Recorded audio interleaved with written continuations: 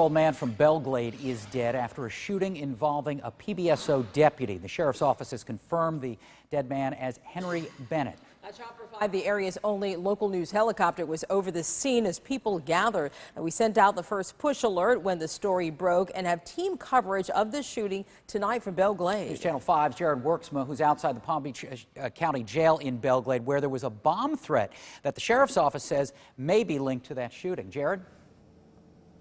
Well, John, that's right. It really has been just a crazy day here in Belle Glade. Obviously, we've been following for the last few hours now. Hours after this shooting first happened, things were actually wrapping up on scene, and we heard from deputies that there was actually a bomb threat here at the facility. Let's take a look. You can see it has been cleared now, but there are still deputies that were just outside a moment ago.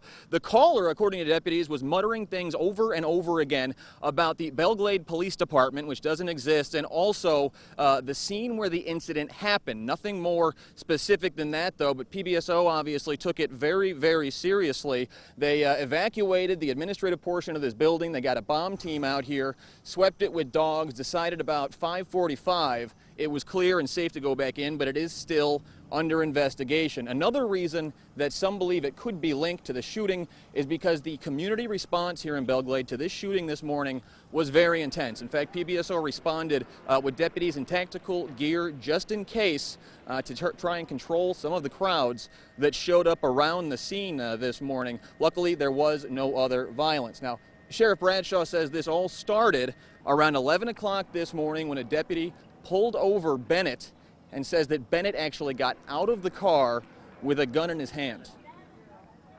Was trying to make his way towards this apartment complex. The deputy confronted him, and we believe at that point in time is when the guy turned towards the deputy with the firearm, and the deputy shot him, and he fell to the ground at that point in time and is deceased.